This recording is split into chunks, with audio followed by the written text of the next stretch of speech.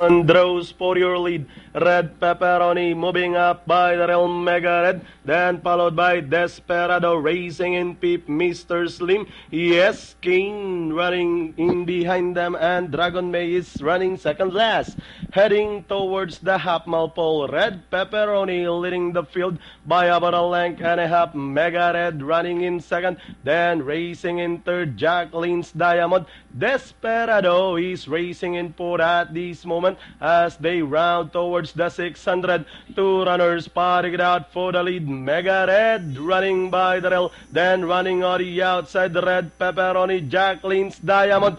Desperado now arriving at the scene as they rounded up 450. Red Pepperoni and Mega Red battling it out for the lead. Then here comes Desperado now improving its position on the outside and down the stretch and leading the finish line. We have Red Pepperoni, Mega Red, Desperado is on the outside. Mega Red Pepperoni is on the outside. Desperado racing in third. With 75 meters of the race, Mega Red over Red Pepperoni, and finally Mega Red Pepperoni, Dragon May, Desperado, Mr. Slim, Jacqueline's Diamond.